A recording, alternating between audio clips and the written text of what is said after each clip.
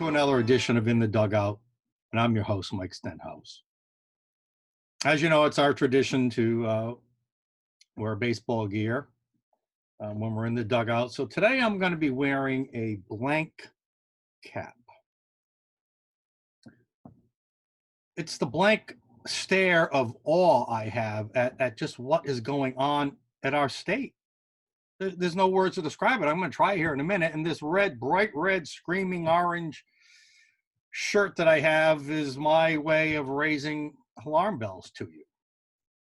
This past month, surrounding Labor Day 2020, Rhode Islanders have suffered from perhaps the most blatant acts of anti-democracy, fascist-type government ever in the history of our state. If the old saying is true, you get what you ask for, then the Ocean State residents are now victims of a political class going completely off the rails, a political class that you elected. And you know what? We'll likely re-elect this November. But first, as a backdrop, let's have a quick real-life discussion about fascism. And let's talk about real fascism, not the fabricated fake battle cry of today's far left, which for many years on the national stage have been the excuse why there have been all these riots and protests by left-wing and Marxist groups like Antifa and Black Lives Matter. Antifa, as it turns out, you probably know this, stands for anti-fascist. They claim they are protecting Americans from fascist authoritarians and organizations like the police, like Donald Trump. Of course, this could not be more fake. The irony, of course, is that they and their state and local government allies are the ones who are acting like fascists. And as we're going to see, that's clearly the case here in Rhode Island. From a fascist governor and an executive branch to a, lily-livered General Assembly, willing to play the role of subservient minions to their masters in state government and special interest groups. Rhode Island's government has completely failed its citizens. You're not going to believe, when I walk you through these things, it's amazing. And worse, they're heading us towards very dangerous totalitarianism. You may think this is hyperbole, but it's not. You tell me at the end of the show if this is hyperbole. But yet hardly anyone in the state is raising alarm bells, and certainly no one in the insider media is going to tell you anything about this. And this is one of the reasons why our state, or our center, I should say, has begun publishing video blogs like this, like In the Dugout, which we hope you will share within your circles, because somebody's got to say these things to you. Today's left and our own state government are the ones themselves acting as the true fascists. The very same condition for years they've been protesting and rioting against. Here's how Merriam-Webster defines fascism. All right, so take a look at that. We'll keep this up for a minute as I take you through this. So first of all, let's look at recent events just nationally and in Rhode Island through this, quote, fascist lens. Let's find out who the real fascists are. Race indeed, you see highlighted here, race indeed has become the exalted ideal of the left and their allies, the exalted philosophy. And we all know they forcibly suppress anyone who disagrees with them, whether it's on the campus, whether it's someone just running a business because they hate capitalism. The police, let's forcibly suppress the police. Diners on a sidewalk, or just the average American in our homes, we're no longer safe from this. In Rhode Island, our state's emergency powers granted by law give the governor virtual unchecked power during these declared states of emergency. And unless the General Assembly intervenes, which they seemingly have not, and we'll talk about that later, our laws have given this governor unchecked powers, and she has taken full advantage of that. With no one to challenge her, Governor Raimondo has seized power and is now governing just like a fascist dictator. She's leading us towards a centralized, autocratic government. Whether that's going to last a few more months or a few more years, none of us know, but it's exactly the definition of fascism that we just looked at. Exactly, word for word almost. She has arbitrarily imposed regulations on our freedoms to conduct business, to engage in the free market, to go to church, to gather at our home, to recreate, to celebrate. Unilaterally. Tell me what this sounds like. They have actually deployed swarms of trackers to openly spy on people at public parks and beaches, at private gatherings, at business locations, to forcibly suppress, per the definition of fascism, those who defy her orders. And then overtly, she encourages the public to rat out their fellow citizens via special hotline. This is truly fascism, left-wing style. And it's not hyperbole to say this is fascism. It's not hyperbole to say these brown shirt trackers certainly remind us a lot of conditions in Nazi Germany. Businesses are struggling to survive the shutdowns, but they are harassed by these swarms of trackers who will impose fines on them or even shut them down if they don't comply with the governor's orders the way she wants them to comply. And all they're trying to do is engage in the free market, the free enterprise system, and survive. And yet they're being harassed by government trackers.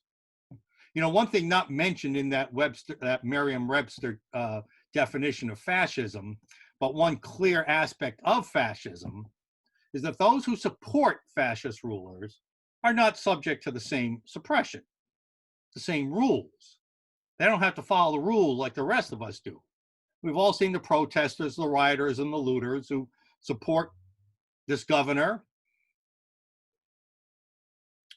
They're not gathering in social distances. They're gathering herds, many of them not wearing masks. They are engaging in violent, often destructive actions, but they're not subject to the same enforcement like just a business owner who's trying to survive and earn an honest living for him or her family.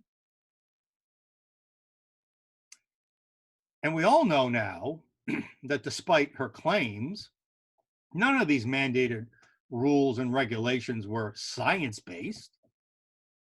But you see, fascist dictators don't have to prove their claims.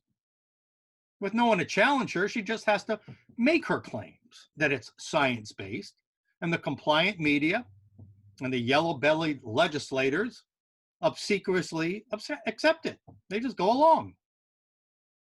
For how long will Rhode Islanders remain under the governor's fascist state of emergency, as she claims, and that as she's extended many times, unilaterally she's extended many times over and over, and she's expected to do so. She signaled she's going to do so for many more months to come, maybe even years, who knows? And that's even though Rhode Island is far down the backside of that famous pandemic curve. I mean, we're approaching zero in almost every category, but yet this fascist state of emergency remains. This governor clearly seems to be the one enjoying wielding these unchecked powers. And why wouldn't she? As an elitist who knows better, she's acting in our best interest. Don't you realize that? She knows what's best for you and me. She just wants to make sure her superior intellect gets imposed on us because it's for our own good, after all. In fact, it's always about what's best for us, according to a socialist, a communist, or a fascist ruler. That's how they justify their authoritarian rules, because it's always about us, of course, because we don't know better. We have to leave it to them. You and I both know it's about insatiable lust for power. Then, I'm just getting started here. Then there's the hundreds of millions of dollars of unspent federal funds from the CARES Act, intended to help small businesses and schools and society deal with and survive the pandemic's crisis due to these forced government shutdowns and fear of the virus spreading. This is money delegated to the state of Rhode Island by Congress, the US Congress, But this governor refuses to spend the money to help those the U.S. Congress intended to have it help. Instead, this tyrant, she wants to spend the money on special interest programs that she has promised to all her insider crony friends and all those who have agendas that she agrees with. It has nothing to do with the coronavirus. She's hoarding this money, diverting it, eventually, we're sure, away from its intended use. And virtually no one anywhere in the media and the political class is challenging her on this. This isn't how government is supposed to work in America. One person, dictatorial, tyrannical rule, that's not the way it's supposed to work, even in a pandemic. And again, it gets even worse. We're just getting started. Just last week, the governor made the ultimate power play. The ultimate. Despite our state's emergency powers law, which we just talked about, give too much power to the governor, there are other limitations in other parts of the law on any governor's actions. And last week, she decided through an unconstitutional executive order to grant enormous powers to herself. She wants unlimited powers. She issued this order exempting herself from other laws in the state and granting herself the ability to impose rules and mandates and regulations on the citizenry, on small businesses, for an indefinite amount of time. No time limits. Forever. So for as long as the elected cowards in our General Assembly keep their heads in the sound, indefinitely truly could mean forever. And again, the list keeps going. Another member of the executive branch, Secretary of State Nellie Gorbea. She's been working with great purpose to weaken the integrity of our elections. After conspiring with left-wing activist allies who filed a lawsuit, the Secretary of State and the Board of Elections agreed to an illegal, pre-planned settlement with these groups, an agreement that eliminated most all absentee ballot verification procedures that are required by state law. But you see, the law doesn't matter to those fascists who have unchecked power. They do what they want.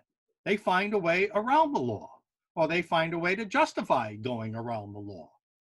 And of course, how can I forget? They change these election rules for our own safety, not of concerns for the coronavirus. And now the Secretary of State, Gorbea, has pledged to send absentee ballots for the general election to every address on the state's highly inaccurate voter database. Whether or not the voter wants an absentee ballot, and whether or not the state actually knows if the registered voter still lives, or ever lived for that matter, at that address on record. Think of the chaos with tens of thousands of illegally, or inaccurately, I should say, delivered absentee ballot applications. Think of the chaos that could ensue. You know, our rule of thumb for about the last month on voting has been that it should be easy to vote, we agree, but it should be also hard to cheat. In America, we can have both. Easy to vote, hard to cheat, right? Makes sense. Anyone disagree? But in Rhode Island, these fascists who think they can rule without anyone else stepping in and impose their agenda, they're doing everything they can to make it easier to cheat. And both of these actions by the Board of Elections or by the Secretary of State are making it easier to cheat. They are changing our state's election laws without any due democratic process. So you think that maybe the courts might offer a justifiable or a reasonable path for relief back towards a constitutional government. Wrong. The courts, federally, locally, have largely ruled not to block what otherwise would be considered normally unconstitutional executive actions. Because their argument is, their justification is, well, granting the executive branch unprecedented powers during these states of emergency is something we should go along with, because after all, they're doing these actions for our own good, of course. Give me a break. The good news just this week is that the state of Pennsylvania federal court has ruled that many of these same kinds of executive actions that have been imposed in Rhode Island, that were imposed in Pennsylvania, are unconstitutional. Finally, some federal court understands that there is a limit to executive actions during a time of emergency. We'll see. The governor of Pennsylvania has vowed to appeal. We'll see how this holds up under appeal. So this story is not done yet, but at least it's the first chink in the armor. The lesson here is that balanced government is not optional, even during a pandemic. This is how we constitutionally run a government in America, and it's how we must do it all of the time, not some of the time, not when there's no emergency. As Judge Flanders, one of our board members and head of the Flanders Legal Center for Freedom, one of our divisions at our center, Rhode Island Center for Freedom and Prosperity, as he said, there is no pandemic exception to the Constitution. The Constitution rules all the time. Looking forward, state laws have to be changed to avoid this kind of tyranny that we've been subject to by this, again, fascist executive branch. I'm stressing that word fascism a lot because it's what the left says they're protesting against when they're the ones doing it, just to remind you.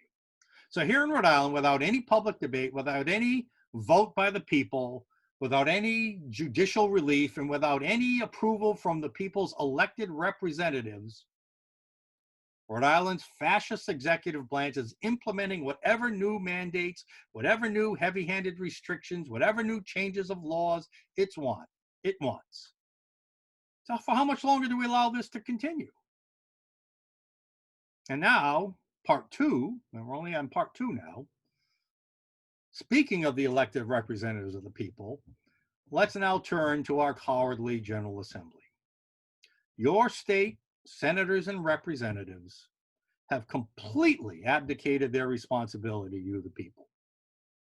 While the executive branch is running roughshod over our rights and our constitutional government during this state of emergencies, during this pandemic, at least for 6 months now, the officials that you elected, and let me remind you, the officials that you elected to protect, preserve, and execute the Constitution of the United States and of this state, and to defend that Constitution, and to be a check on executive action, that's what we call balance of power, they swore this oath. They have instead chosen to sit on their hands in their basements at home and just let it all be. This is not how it's supposed to work. Did you know that per a report our Flanders Legal Center put out earlier this year, and we were first to state this, that the Rhode Island state of emergency laws actually grant the General Assembly the power to override the governor? Did you know that? But nothing in the law compels the General Assembly even to weigh in. Nothing in our state law requires them to vote on these extended states of emergency or to weigh in on any of the dozens of heavy-handed and arbitrary executive orders. Nothing in Rhode Island state law requires balanced government during emergencies. So, afraid of doing anything that might rankle any voter, these spineless lawmakers, these state senators and representatives that you elected, have chosen to hide at home and let the fascist tyrant do her thing. There has been exactly zero leadership in this regard on Smith Hill. The House Speaker and Senate President and all legislative leaders in either party should be held accountable for their inaction and for allowing this fascist-like dictatorial executive branch to rule over us without any kind of balanced government. And again, it gets even worse. Not only has the General Assembly abdicated their role when it comes to managing this pandemic of this caused by this China virus, but they have also failed to pass a budget that the fiscal year we're actually 3 or 4 months into right now. A budget process that should have been completed 3 months ago in June. Now, listen, I admit dealing with a $1 billion projected revenue shortfall between last year and this year's budget because of these harsh economic shutdowns is a daunting task. I wouldn't want to have to deal with that, but that's my job. That's what you elected these officials, these senators, these representatives to do. And again, they are failing to even give our state a working budget. Instead of addressing these big budget problems head on and making the difficult decisions that we recommend, we have to match spending with the money that comes in. We're not going to have as much money coming in. We're not going to be able to spend as much, but that makes sense to you and me. If it was my family budget or your business budget, that's how you do it, but that's not how our state thinks. Again, the political class is punted. They petrified to upset any of those special interest groups that want their piece of the pie. Their big piece of the pie. They don't want it trimmed down at all. Your tax dollars, by the way. So the General Assembly, backed by the governor, has announced just this week that will hold off on all budget decisions until, yep, you guessed it, guess when? After the elections. Pathetic. They're still hoping and praying for a federal bailout, which is why they say they're waiting. Oh, maybe the feds will bail us out from having to make these difficult decisions. But it's not that. It's cowardice is the real motivation. There might be a few voters who get upset with us if we cut some spending to match the lower revenues that are coming in. So this means that our fiscal year will be almost half over. It'll be at least November, maybe later, maybe into next year's session in January before we even pass the budget. Half over. Supposed to do it ahead of time. And again, it gets even worse. What the heck is going on in this state? Because they can't stomach any idea of spending reductions, not only do they plan to maintain, and I'll tell you how in a minute, most of their bloated past spending practices, but they're actually proposing hundreds of millions in new spending for giveaways to insider cronies who just never get their fill. Pandemic be damned. We want more, and we want it now. And guess what? The governor and these lawmakers are going to give it to them. They just announced that they plan to put up hundreds of millions, maybe even approaching $1 billion worth of bond referendums, which are normally voted for, if you think about it, during your normal November elections. No, we're going to hold a special election after the fact, sometime later this winter. We got to please the special interest groups, but we don't want to do it in such a way that might upset voters. So let's do it after the elections when we can put all these things on the ballot. We've been safely reelected and we're basically untouchable. Are you going to let them get away with that? A special election that will cost the states tens of millions of more dollars, as well as local municipalities, so they can maintain their voracious spending. Again, it's as if the pandemic never even happened. Just keep on fiddling that same old tax and spend tune. And boy, wait till you see the taxes we predict they're going to be in whatever budget they end up passing. But it's not just the devious politicians who are at fault. The saddest part of this whole thing is that they know that you and other Rhode Island voters will dutifully approve whatever spending referendums or borrowing bonds they put out there. And they know that you will reelect them in large part this November. That's the saddest part of it all. Even with us telling you, even with others telling you, they know what's going to happen. And that's the sad part. Until voters in this state wake up, like I said earlier, we're going to get what we paid for. We're going to get what we asked for. These politicians believe their precious state budget is more important than the budgets of your family, your business. That's why they're going to tax you so much. That's why they're going to push out all this debt onto future generations. They have decided, this political class, to jeopardize our state's long-term viability so they can benefit politically in the near term.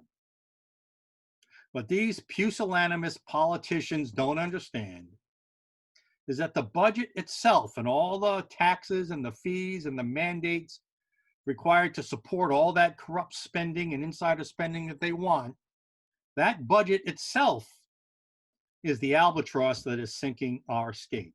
Yet it is the thing they work the hardest to preserve at all costs. Who cares if Rhode Island doesn't have a budget? Who cares if we lop another $1 billion in debt onto future generations of Rhode Islanders? We must preserve the budget. Baloney!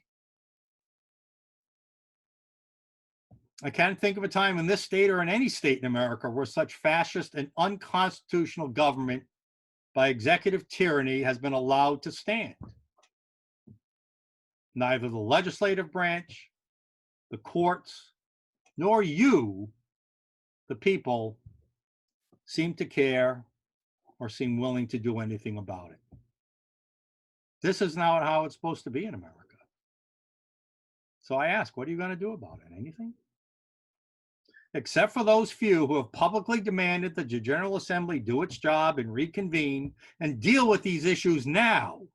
Give the money to those from the federal government dollars who need it now. Pass a budget now. Put the bond referenda out there now. End the governor's state of emergency, state of tyranny now. Except for those few politicians who have demanded that those things happen. All of them, every one of them, no matter the party, should be thrown out of office this fall. But we all know what's going to happen. And that's the sad part. For In the Dugout, this is Mike Stenhouse. I'll see you next game.